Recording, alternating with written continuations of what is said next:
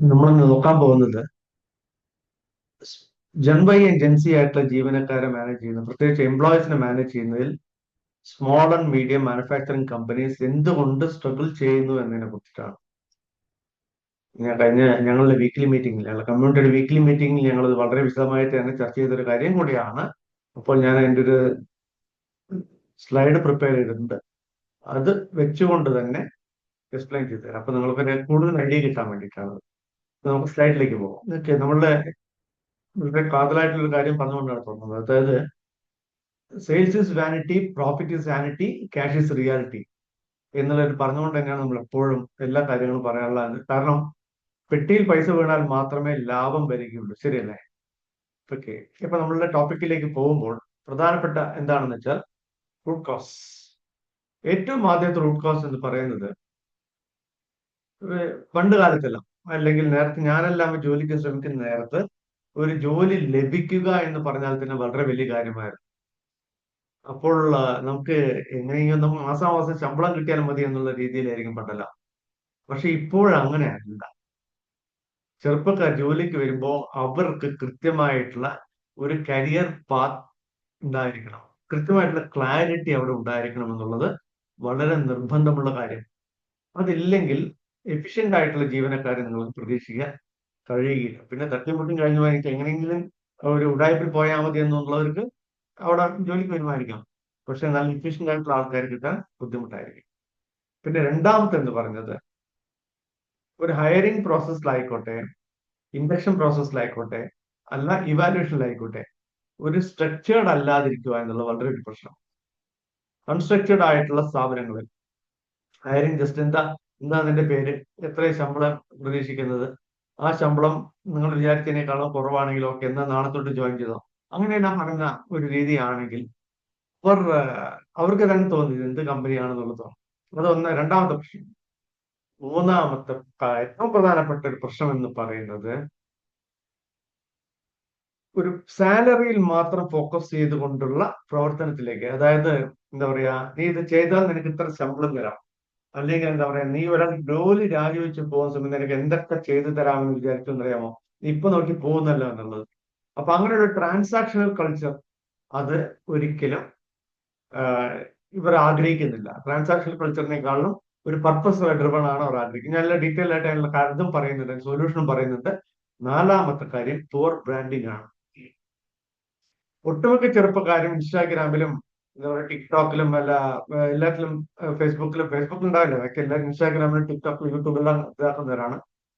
അപ്പൊ അവർ ഇന്റർവ്യൂവിന് വരുന്നതിന് മുമ്പ് അവർ ചെയ്യുന്ന ഒരു കാര്യം എന്താണെന്ന് വെച്ചാൽ, ഈ കമ്പനിയുടെ സോഷ്യൽ പ്രൊഫൈൽ എടുത്ത് നോക്കും. സോഷ്യൽ പ്രൊഫൈൽ എടുത്തിട്ട് എത്രമാത്രം ഈ കമ്പനിയുടെ സോഷ്യൽ എന്താണ് ചെയ്യുന്നുണ്ട്, സോഷ്യൽ ഇങ്ങനെയാണ് കാര്യങ്ങള്, അങ്ങനത്തെ കാര്യം. അപ്പൊ അങ്ങനെ ബ്രാൻഡിങ് പൂറാണെങ്കിൽ അതൊരു വലിയൊരു പ്രശ്നം തന്നെയാണ്. സോഷ്യൽ പ്രൊഫൈൽ പൂറാണെങ്കിൽ പ്രശ്നം തന്നെയാണ്.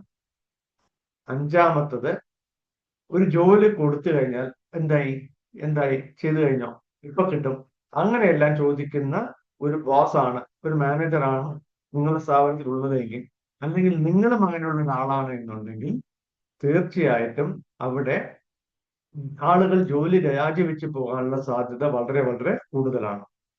ഇനി ആറാമത്തെ പോയിന്റ് എന്ന് പറയുന്നത്, പ്രോപ്പർ ആയിട്ടുള്ള ഒരു ട്രെയിനിങ് കലണ്ടർ. അവർക്ക് ഓരോരുത്തർക്കും എന്തൊക്കെയാണ് അവരുടെ SWT ചെയ്യുക, എന്നിട്ട് അവരുടെ വീക്ക്നെസ് എന്തൊക്കെയാണെന്ന് ഐഡന്റിഫൈ ചെയ്യും, അതിനെ എങ്ങനെയാണ് ഷാർപ്പൻ ചെയ്യാൻ പറ്റുക എന്നുള്ള ഒന്നാമത്തെ കാര്യം. രണ്ടാമത്തെ കാര്യം, പുതിയ പുതിയ സ്കില്ലുകൾ അവർക്ക് പഠിച്ചെടുക്കാൻ വളരെ താല്പര്യമുള്ളതാണ്. അപ്പൊ ആ പ്രോപ്പർ ട്രെയിനിങ് കലണ്ടറും അപ്ഗ്രഡേഷനുള്ള ഓപ്പർച്യൂണിറ്റീസും ഇല്ലെങ്കിൽ അവർക്ക് സ്ഥാപനത്തിൽ ജോലി ചെയ്യാൻ താല്പര്യം ഉണ്ടാവില്ല. അപ്പൊ അതിനുള്ള ചില ഇന്നോവേറ്റീവ് ആയിട്ടുള്ള സൊല്യൂഷൻസ് ആണ് ഞാൻ പറയാൻ പോകുന്നത്. അതിൽ ഏറ്റവും പ്രധാനം എന്ന് പറയുന്നത്, ഇന്നോവേഷൻസിൽ ഏറ്റവും പ്രധാനം എന്ന് പറയുന്നത്, നല്ലൊരു ഒരു വൈ ഫാക്ടർ, പർപ്പസ് സർക്കിൾ ഉണ്ടായിരിക്കണം. പർപ്പസ് സർക്കിൾ ഉണ്ടായിരിക്കണം എന്ന് പറയുന്നത് വെച്ചാൽ, അതായത് ഒരു കാര്യം ചെയ്യുകയാണെങ്കിൽ എന്തിനു വേണ്ടിയാണ് ചെയ്യുന്നത് എന്നുള്ളത് അവരെ പറഞ്ഞ് മനസ്സിലാക്കുന്നത് വളരെ പ്രധാനം. അല്ലാതെ നീ ആ പ്രോഡക്റ്റ് ചെക്ക് ചെയ്യും, റിസൾട്ട് എത്ര വരുന്നുണ്ട് ചെക്ക് ചെയ്യും എന്നെല്ലാം പറയുന്നതിന് പകരം, അതുകൊണ്ട് എന്താണ് നമുക്ക് ലഭിക്കാൻ പോകുന്ന ലാഭം, എന്താണ് ഗുണമുണ്ടാകാൻ പോകുന്നത്, അങ്ങനത്തെ കാര്യങ്ങൾ പർപ്പസ് ഡ്രിവൺ ആയിട്ടുള്ള ഒരു ക്വാളിറ്റി എക്സലൻസ് സർക്കിൾ ഉണ്ടാവേണ്ടത് വളരെ പ്രധാനമാണ്. അതേപോലെ തന്നെ കസ്റ്റമർ ഡിലൈറ്റ് സർക്കിൾസ്, ഇതെല്ലാത്തിനും സർക്കിൾസ് ആക്കിയിട്ട് പിരിക്കുക എന്നുള്ളത് വളരെ എന്നുവെച്ചാൽ ഓരോന്നിനും ഒരു സർക്കിൾസ് ആയിട്ടാണ് ഈ പോഡ്സ് എന്ന് പറയും, PODS രീതിയിൽ ഒന്ന് പിരിച്ചിട്ട് അത് ബേസ് ചെയ്തിട്ട് എല്ലാ കാര്യങ്ങളിലും ഒരു പർപ്പസ് ഡ്രിവൺ ആയിട്ട് പോകേണ്ടത് വളരെ വളരെ ഇമ്പോർട്ടൻ്റ്. ഞാൻ മുകളിൽ പറഞ്ഞ കാര്യത്തിൽ ഇതൊന്ന് പ്രത്യേകം ശ്രദ്ധിക്കുക. ഈ 4ാമത്തെ പോയിന്റ്, ബാക്കിയുള്ള കുറിച്ച് ഡീറ്റെയിൽ പോകുന്നില്ല, പക്ഷെ 4ാമത്തെ പോയിന്റ്, നിങ്ങൾ റിക്രൂട്ട്മെന്റ് ചെയ്യുമ്പോൾ ഈ രണ്ട് ഇത് നിങ്ങൾക്ക് നല്ല രീതിയിൽ ഉപയോഗിക്കാം. ഒന്ന് വന്നിട്ട് എ ബേസ് റിക്രൂട്ട്മെന്റ് ചെയ്യുമ്പോൾ നിങ്ങളുടെ ക്വാളിറ്റി ഓഫ് റിക്രൂട്ട്മെന്റ് ഇമ്പ്രൂവ് ചെയ്യും. ഓക്കെ, അപ്പൊ അതല്ല നിങ്ങൾക്ക് ഈ HireQuotient.com എന്ന് പറയുന്ന അവരുടെ സർവീസസ് എടുക്കാം. ഓക്കെ, അത് കൂടാതെ ടെക്നിക്കൽ റിക്രൂട്ട്മെന്റ് Interview.io ഇത് രണ്ടും നിങ്ങൾക്ക് ഉപയോഗിക്കാം. ഇത് രണ്ടും ഉപയോഗിക്കുമ്പോൾ നിങ്ങൾക്ക് നല്ല ക്വാളിറ്റി ഉള്ള ആളുകളെ അവരുടെ ക്വാളിറ്റി മനസ്സിലാക്കാനും അവരെ എത്രമാത്രം വിശ്വസിച്ച് ജോലി ഏൽപ്പിക്കാമെന്ന് അറിയാനും എല്ലാം തന്നെ ഇത് സഹായിക്കും. ഇതിനെല്ലാം ഫ്രീ ഡെമോ എന്ന് വെച്ചാൽ അവരുടെ ഒരു ഫ്രീ കോളം കാര്യമെല്ലാം ഉണ്ട്.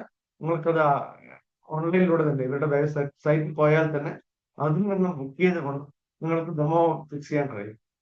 ഓക്കെ, പിന്നെ അതേപോലെ നിങ്ങൾ ചെയ്യാൻ പറ്റുന്ന വേറൊരു കാര്യം എന്താണെന്ന് വെച്ചാൽ ഇപ്പോഴത്തെ കുട്ടികൾ, അതായത് ഇപ്പോഴത്തെ ചെറുപ്പക്കാർ, അവർക്ക് ഒരു കൊല്ലം കഴിഞ്ഞിട്ട് ഇപ്പൊ അവരൊരു കാര്യം അച്ചീവ് ചെയ്തതിന് ശേഷം നിങ്ങൾ അവരെ അവർക്ക് എന്താ പറയാ ആദരിക്കുന്നതിൽ ഒരു കൊല്ലം കഴിഞ്ഞിട്ടില്ല, അവർക്ക് താല്പര്യമില്ല.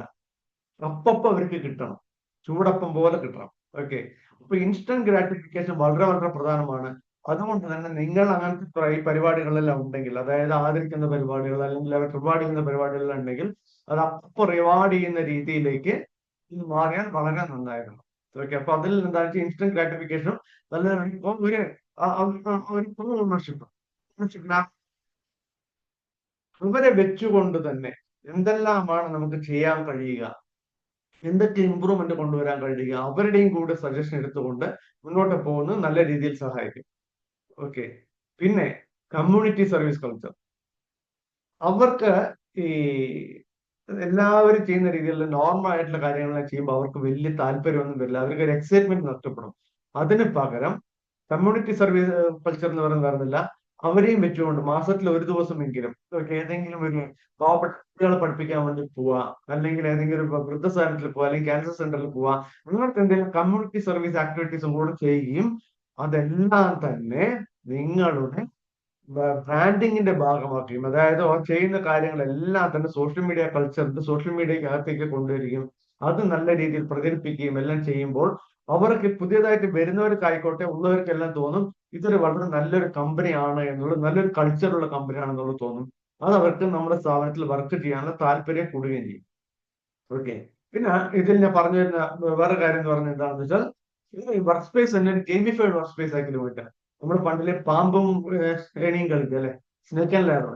ആ സ്നേക്ക് ആൻഡ് ലാഡർ പോലെ തന്നെ നിങ്ങൾക്ക് അവർക്ക് ഓരോ ഡിപ്പാർട്ട്മെന്റിലും നിങ്ങൾക്ക് ഒരു ഗെയിമിഫിക്കേഷൻ കൊണ്ടുവരാം.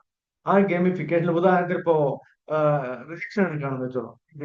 ഈ റിജക്ഷൻ ഇത്ര പെർസെന്റേജ് കുറച്ച് കഴിഞ്ഞാൽ അവരെ ഈ ലെവലിലേക്ക്, ഓക്കെ, ആ ലെവലിൽ എത്തിക്കഴിഞ്ഞാൽ ഈ ലെവലിൽ അവർക്ക് എന്താണ് ബെനിഫിറ്റ് കിട്ടുക. ഓക്കെ, അതേപോലെ തന്നെ ടൈംലി ടൈംലി ഡെലിവറി ചെയ്യുകയാണെങ്കിൽ അവർ അങ്ങനെ ഓരോന്ന് പറഞ്ഞാൽ നമ്മൾ പാമ്പും എണിയും അല്ലെങ്കിൽ സ്നേക്ക് ആൻഡ് ലാഡർ പഠിക്കുന്ന പോലെ തന്നെ ഗെയിമിഫൈഡ് ആയിട്ടുള്ള കാര്യങ്ങൾ സ്പേസസ് ക്രിയേറ്റ് ചെയ്യുകയാണെങ്കിൽ ഓക്കെ, അത് അവർക്ക് നല്ല രീതിയിൽ തന്നെ ഇൻട്രസ്റ്റ് ഉണ്ടാവും. ഓക്കെ, പിന്നെ അടുത്തത് നല്ലൊരു ഡിജിറ്റൽ ബാഡ്ജ് സിസ്റ്റം. അവർക്ക് എന്താ പറയാ നിറയെ ഒരു ഇത് ക്രിയേറ്റ് ചെയ്തിട്ട് ഓരോന്നിനും ഓരോ അച്ചീവ് ചെയ്തിട്ട് അത് create system champion, sales help of the month, pro max connection specialist അങ്ങനെല്ലാം ക്രിയേറ്റ് ചെയ്തിട്ട് അത് ബേസ് ചെയ്തിട്ടും അവരെ എല്ലാ കാലഘട്ടത്തിലും അവരെ നല്ലൊരു ചാലഞ്ചിങ് ആയിട്ടുള്ള ഒരു രീതിയിൽ വെക്കുകയും അവരെപ്പോഴും ഒരു എക്സൈറ്റ്മെന്റിൽ അവർക്ക് ക്രിയേറ്റ് ചെയ്തുകൊണ്ടിരിക്കുകയും ചെയ്താൽ മാത്രമേ നിങ്ങൾക്ക് അവരെ കുറച്ച് കാലത്തേക്ക് ജോലിക്ക് വെക്കാൻ പറ്റുള്ളൂ. അല്ലെങ്കിൽ അവർ എപ്പോ പോയി എന്ന് ചോദിച്ചാൽ മതി.